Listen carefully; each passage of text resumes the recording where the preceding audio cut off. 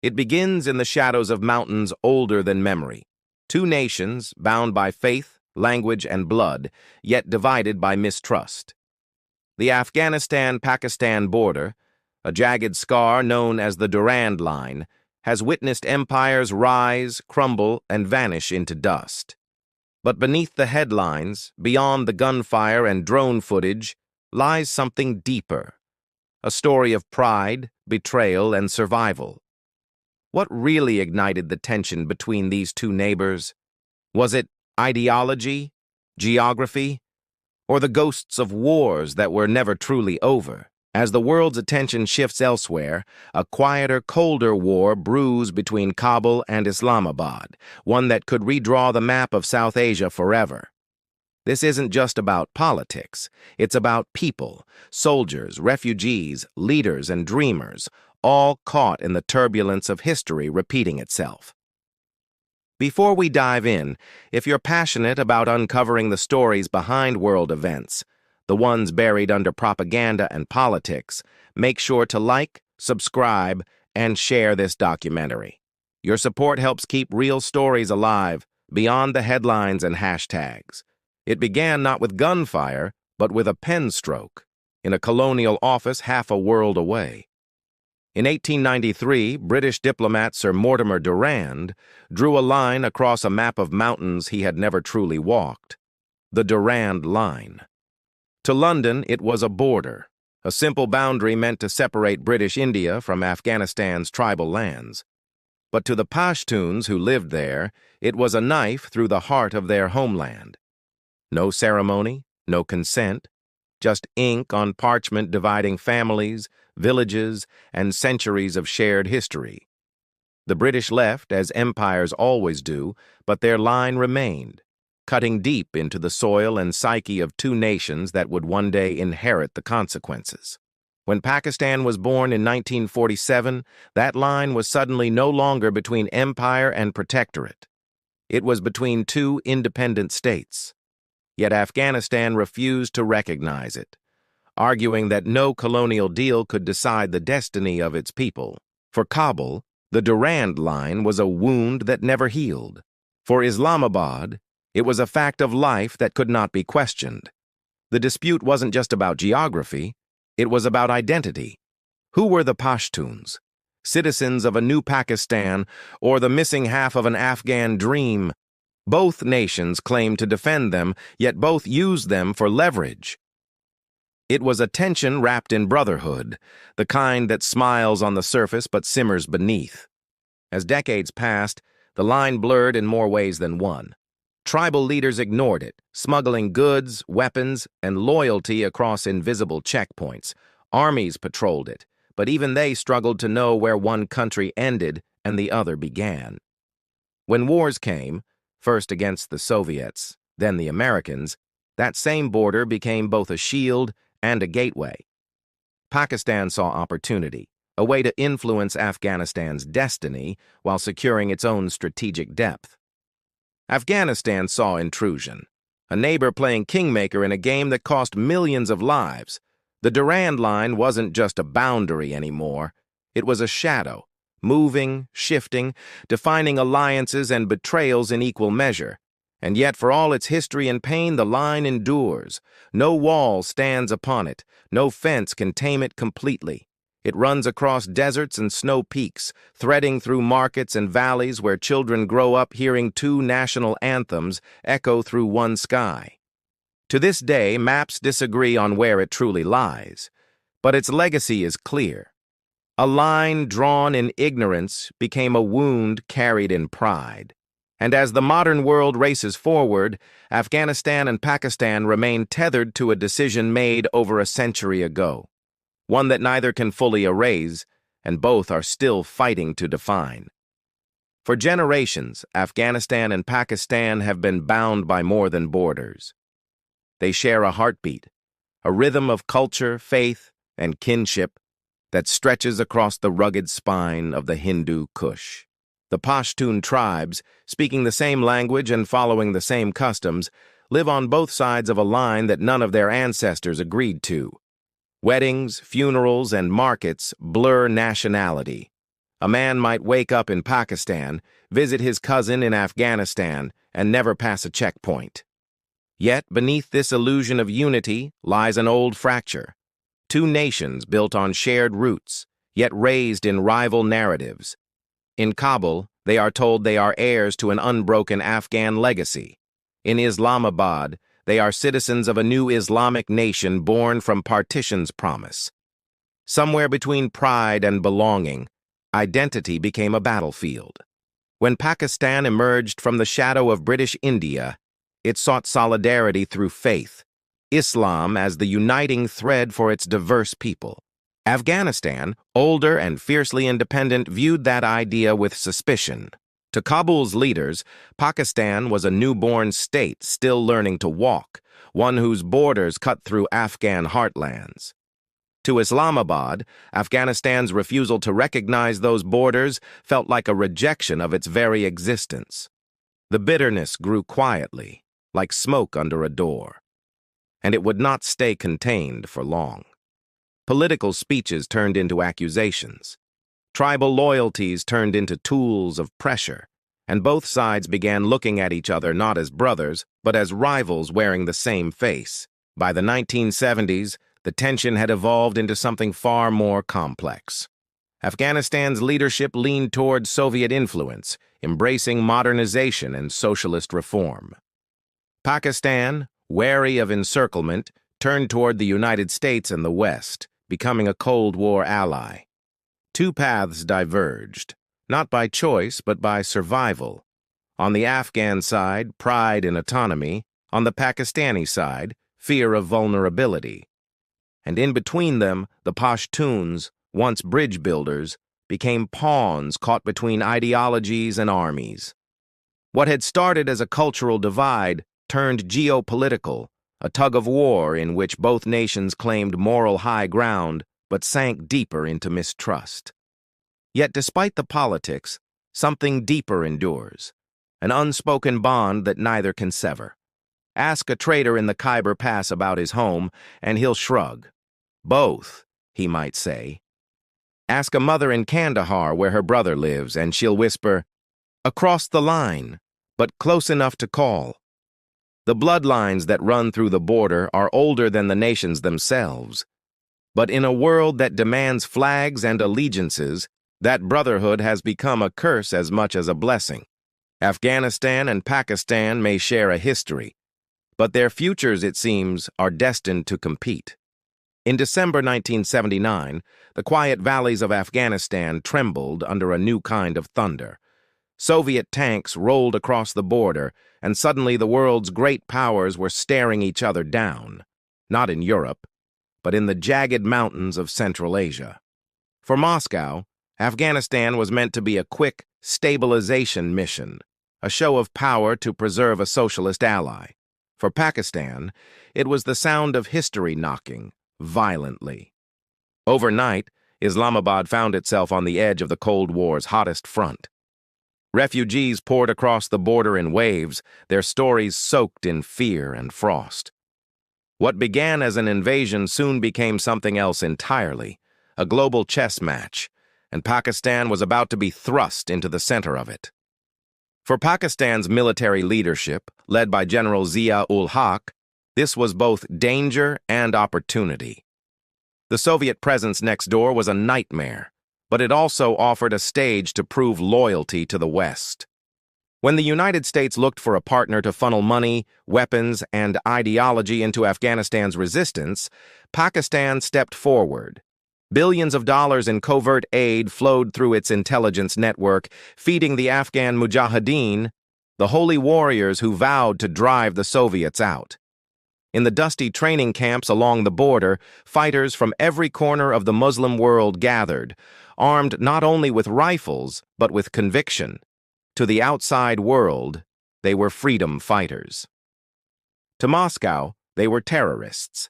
To Pakistan, they were insurance, a way to shape Afghanistan's future and keep India's influence at bay. But in the shadows of that alliance, a darker legacy was forming. The same madrasas that taught Quranic verses began to preach jihad as destiny. The same supply routes that carried American missiles also smuggled extremist dreams.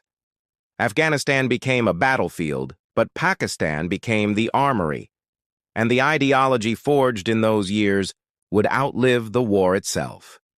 When the Soviets finally withdrew in 1989, the world celebrated a victory for freedom. Yet, for Afghanistan, it was the beginning of another descent. The Mujahideen, once united by a common enemy, turned their guns on each other, and Pakistan, watching from across the border, realized too late that it had created a monster it could no longer fully control. The Soviet war left craters far deeper than those carved by bombs. It reshaped the soul of the region and the relationship between the two nations. Afghanistan was shattered, a nation in ruins and rebellion. Pakistan, meanwhile, had grown powerful, but haunted. The weapons stayed. The refugees stayed. The fighters and their causes stayed. The line between ally and adversary blurred beyond recognition. What began as a Cold War strategy ended as a regional curse, and in its aftermath, the seeds were sown for the next great storm, one that would rise from the ashes of jihad and turn into the Taliban. When the Soviets finally withdrew from Afghanistan in 1989, they left behind a country in ruins, a land stitched together by warlords, tribes, and broken promises. The victory that was supposed to bring freedom instead unleashed chaos. The Mujahideen, once hailed as heroes, began fighting one another for power, carving Afghanistan into fiefdoms ruled by greed and vengeance. Kabul, once a symbol of defiance, crumbled under civil war. And across the border, Pakistan watched the turmoil unfold with growing alarm. What Islamabad had hoped would be a stable, friendly Afghanistan had turned into a black hole of violence. And yet, from within that void, a new force began to take shape. They called themselves Taliban, students, men of faith promising to restore order where politics had failed. The Taliban's origins were humble but strategic. Many were young Afghan refugees raised in Pakistan's madrasas, steeped in religious conservatism and fueled by the trauma of displacement. Pakistan's intelligence services saw potential in them, disciplined, ideological, and anti-warlord. With quiet support from elements within Pakistan, the Taliban swept through Afghanistan with startling speed. Town after town fell under their control, as weary Afghans traded chaos for a promise of stability, however strict. By 1996, they had seized Kabul, executing the country's former president and imposing a regime of absolute religious rule. For Pakistan, it seemed like a moment of triumph, a stable ally finally in charge next door. But beneath that short-lived relief lay a dangerous illusion. The world looked on with disbelief as Afghanistan transformed into something unrecognizable. Music was banned, women were silenced, and ancient statues were shattered in the name of purity. While Pakistan sought a partner, the Taliban saw themselves as the pure defenders of Islam, answerable to no one. The line that once symbolized brotherhood was now a firewall of ideology. Afghanistan's new rulers claimed to unite the Muslim world, but in practice, they isolated it, and Pakistan found itself entangled in the contradictions of its own creation. Then came the moment that would change everything, 9/11.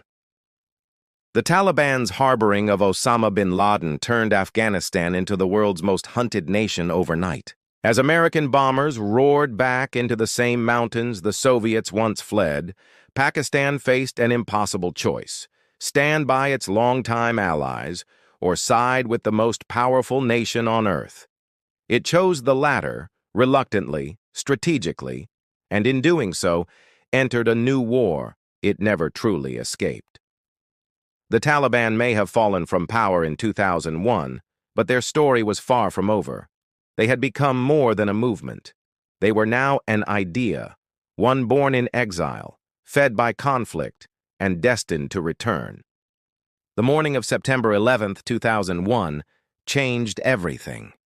When the towers fell, the shockwaves didn't stop in New York. They rippled through every capital in the world, but few places felt the aftershock like Pakistan. Within days, American officials arrived with an ultimatum. You're either with us or against us. Islamabad, cornered by geography and geopolitics, had little choice. Within weeks, Pakistan transformed from a quiet supporter of the Taliban into Washington's newest, major non-NATO ally. U.S. warplanes thundered over its skies on their way to Afghanistan, and billions in aid began to pour into its coffers. For America, Pakistan became a launch pad. For Pakistan, it was a dangerous balancing act, one foot in Washington's war, the other in a region still loyal to the Taliban. General Pervez Musharraf, then Pakistan's leader, called it a strategic decision, survival through cooperation. But behind the public declarations of unity, the truth was murkier. While Pakistani forces arrested high-profile al-Qaeda members to please the West, other elements within its intelligence apparatus quietly kept old relationships alive. The Taliban fighters who fled across the border were not all captured or killed. Many were sheltered, rebuilt, and reorganized. Pakistan's leadership argued it was preserving influence for the future, but to the world it looked like duplicity. Washington demanded loyalty. Islamabad offered pragmatism. And in that gray zone of half-truths and half-promises, trust began to rot. As America's war dragged on, the cost grew unbearable. Suicide bombings, drone strikes, and cross-border raids turned the frontier into a wasteland of suspicion. Pakistan, once hailed as a partner, was now accused of playing a double game. In the tribal areas, resentment boiled over. Villagers saw foreign drones in the sky and blamed both the Americans who fired them and the government that allowed them. Extremism, once contained in Afghanistan, began spilling into Pakistan's own cities. The monster once nurtured for influence had turned inward, striking at soldiers, schools, and civilians alike. It was no longer just America's war. It was Pakistan's nightmare, too. Yet even in the chaos, Pakistan's gamble had its logic. The leadership knew that America would not stay forever. But the Taliban might.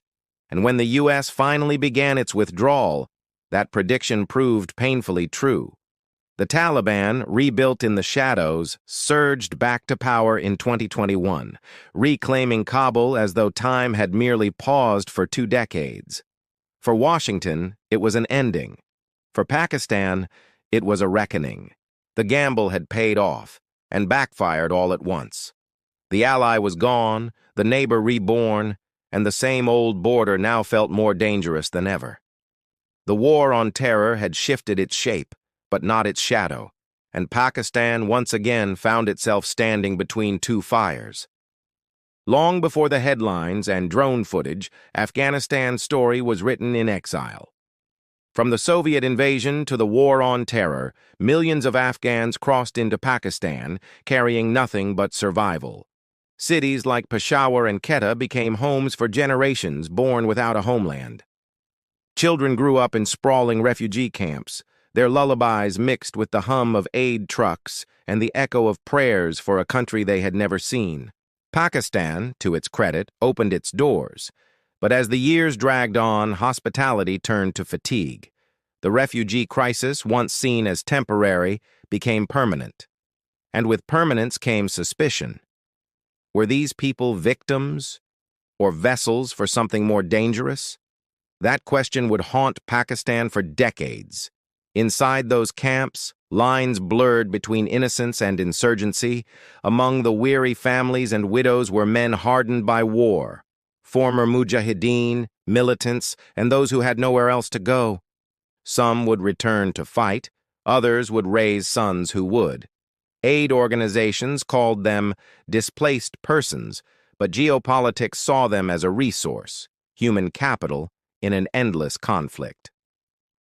Pakistan's tribal belt, once a cultural crossroads, began to fracture under the weight of ideology and despair. Radical clerics found easy audiences among the young and hopeless, offering certainty where the world had offered none. And slowly, the refugee crisis became something else, a breeding ground for the next generation of fighters. Yet the true victims were always the civilians, the families who had no politics, no weapons, no choice. They paid the price of every alliance and every drone strike. Villages flattened overnight, schools turned to rubble, a wedding mistaken for a militant camp, the kind of error no apology can undo. Inside Pakistan, fear became a quiet constant. Markets bombed, mosques attacked, soldiers ambushed. The war had crossed the border without warning. People stopped asking why. They only asked where next. And in that silence, both nations lost something far greater than territory: trust. But even amid the ruins, hope has a way of surviving. You can find it in the classrooms built on the edges of refugee camps, where girls learn beneath torn tarps with borrowed books. You can see it in the doctors who treat patients on both sides of the border without asking for nationality. And in the young Afghans who grew up in Pakistan, there's a new generation that speaks two languages, dreams in two cultures, and carries one wish: peace that doesn't expire with every new war. Because for the people caught between Afghanistan and Pakistan, survival isn't a choice anymore. It's a legacy. The Durand Line, once just a colonial artifact, is now one of the most volatile frontiers in the world. It stretches across deserts, jagged cliffs, and villages that owe allegiance to no flag. On paper, it's a boundary. In reality, it's a battlefield in slow motion. Every few months, reports emerge of clashes between Afghan and Pakistani troops. Artillery exchanges over outposts, accusations of airspace violations, and retaliatory strikes that claim the lives of soldiers who never knew exactly where the border began or ended. The irony is bitter. Both sides speak the same language, pray the same prayers, and bury their dead in the same soil. Yet, they stand on opposite sides of a line drawn by men who've been dead for a century. After the Taliban's return to power in 2021, Pakistan expected gratitude, maybe even cooperation. Instead, the opposite happened. The Tehreek-e-Taliban Pakistan, or TTP, a faction born from Pakistan's own tribal belt, found new sanctuary across the Afghan side. Attacks inside Pakistan surged once more, targeting police, soldiers, and civilians alike. Islamabad accused Kabul of harboring militants. Kabul denied it, reminding Pakistan that the TTP was its own creation. Old wounds reopened. The mountains became alive again with whispers of revenge, as Pakistan launched cross-border strikes and Afghanistan vowed retaliation. No declarations of war were made, but make no mistake, a silent war had already begun. In the skies above the border, drones buzz like unseen vultures. On the ground, villages live in a state of constant uncertainty. Farmers till fields under the echo of distant gunfire, children walk to school past craters left by rockets.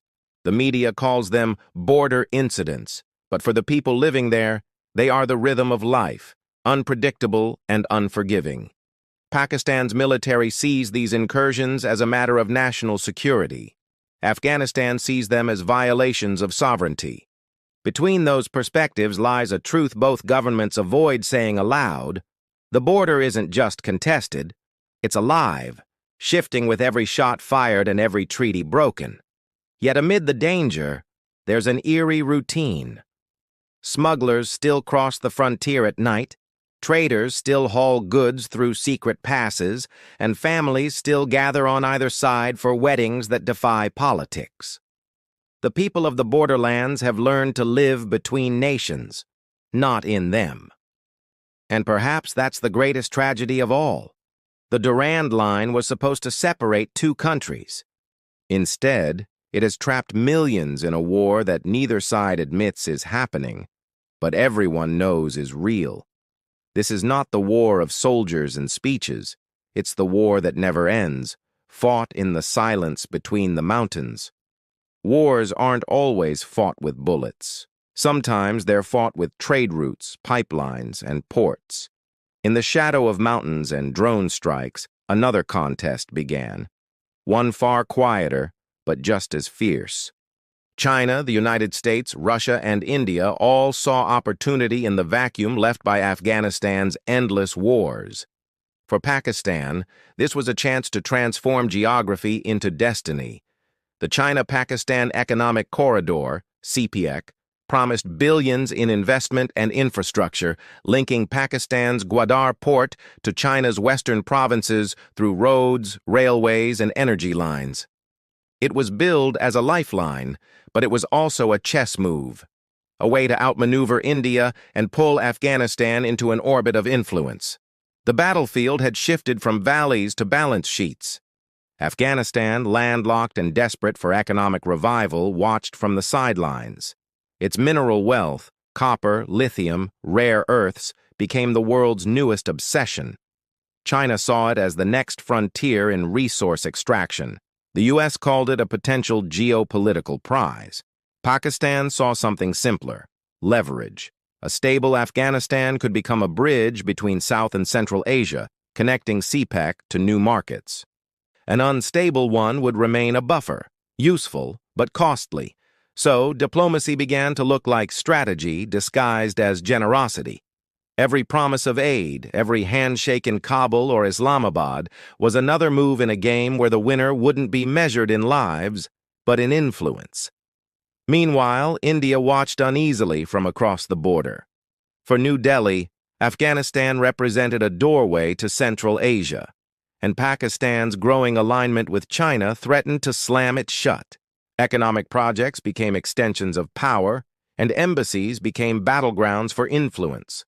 Afghanistan's leaders, whichever faction held power, learned to play both sides, courting Indian aid, Chinese investment, and Pakistani cooperation, sometimes all in the same week. The result? A country pulled in 4 directions at once, while its people waited for roads, jobs, and stability that never fully arrived. The world saw Afghanistan as an asset. Few remembered it was a home. But beneath the high-stakes diplomacy and billion-dollar deals, the real war never disappeared. It only changed its disguise. Corruption thrived under aid money, cartels replaced militias, and borders once patrolled by soldiers were now controlled by smugglers. For every new project announced with fanfare, another was abandoned in silence. The map of power was redrawn not by treaties, but by transactions. And as global powers played their game of strategy, Afghanistan and Pakistan remained what they had been for centuries: crossroads of ambition caught between giants who never truly stayed and never really left. In today's world, the battlefield isn't just land, it's narrative. The war between Afghanistan and Pakistan has shifted from mountains to smartphones, from borders to broadband. Every drone strike, every skirmish, every political statement now lives online, dissected and distorted in real time. Hashtags replace headlines, and rumors travel faster than rockets. Pakistan frames its operations as self-defense. Afghanistan calls them aggression. Videos of soldiers, civilians, and chaos flood social media, each clip edited, reposted, and weaponized to fit a cause. The truth doesn't matter as much as the story people choose to believe. And that's what makes this war impossible to win. Both sides understand the power of perception. Pakistan's state media pushes messages of stability and sacrifice, painting itself as the last wall against extremism. Across the border, Afghan voices, from journalists to exiles, accuse Pakistan of puppeteering their pain. In between them lies a battlefield of narratives, where alliances are built not on treaties, but on tweets. Disinformation campaigns blur fact and fiction until outrage becomes policy. A single viral video can spark protests, diplomatic crises, even border clashes. The new soldiers wear no uniforms, they wield keyboards and algorithms. And their ammunition, emotion, hits harder than any shell. Foreign powers have joined this invisible conflict too. Intelligence agencies, news networks, and digital mercenaries feed the chaos, amplifying whatever benefits their agendas. Western think tanks publish analyses that reinforce one side's fears. Regional actors fund influencers to shape opinions abroad. In Kabul and Islamabad, leaders scroll through feeds the same way generals once studied maps, searching for signals, calculating risks, managing optics. The irony? Both nations accuse the other of manipulation, while quietly doing the same. The line between truth and propaganda has dissolved, leaving the public to wander in a fog of mistrust. But beyond the politics and pixels, there's a deeper consequence. When truth becomes negotiable, peace becomes unreachable. Ordinary people, the refugees, the farmers, the families who just want quiet skies, are drowned out by the noise. Their suffering turns into statistics, their stories into sound bites. The information war may not leave craters or ruins, but it corrodes something far more fragile: faith. Faith in dialogue, in leadership, in the idea that facts can still matter. And as Afghanistan and Pakistan battle for hearts and minds, the real casualty might just be reality itself. History has a way of echoing through the mountains of this region. Each generation swears it will break the cycle, yet somehow the same dust settles on new uniforms, new flags, new promises. Afghanistan and Pakistan stand at a crossroads once again. Both nations are bruised, proud, and weary. The guns have quieted in some valleys, but not in hearts. Each side blames the other for decades of loss, yet both share the same exhaustion, the same yearning to stop burying sons for politics they can't control. The Durand Line still cuts through their story, but its shadow feels smaller now. Not because the wound has healed, but because the people living beneath it have learned to live with pain. The future, as always, depends on choice and courage. Pakistan faces internal battles of its own: inflation, instability, and the ghosts of militants who refuse to stay buried. Afghanistan, under the Taliban once more, walks a tightrope between isolation and survival. The world watches, debating whether to engage or abandon. But it is the people, not the policymakers, who decide whether hope can survive this time. From Kabul to Quetta, from Kandahar to Khyber, young voices are rising: students, artists, engineers, determined to redefine what it means to be neighbors rather than enemies. Their dreams are fragile, yes, but they are also relentless. Still, peace won't come from promises written on paper. It must come from reckoning, with history, with hypocrisy, with the truth that neither nation can escape the other's shadow. The border may divide them, but water still flows across it. Trade still hums beneath it, and language still bridges what politics breaks. Afghanistan and Pakistan have the same blood in their veins, the same dust in their lungs, the same songs that echo across their hills. If there is to be peace, it won't be brokered by superpowers or dictated by maps. It will be born in those small human moments where empathy outweighs anger. Perhaps that's what lies ahead. Not an end to conflict, but an evolution beyond it. The mountains will remain, silent witnesses to history's mistakes and humanity's resilience. Empires have fallen here, ideologies have burned out, but people have endured. Maybe one day, when the guns have rusted and the hashtags have faded, the border will be nothing more than a memory of what once divided two brothers who finally remembered they were family. Until then, the story continues, not in war rooms or headlines, but in the hearts of those still brave enough to imagine peace.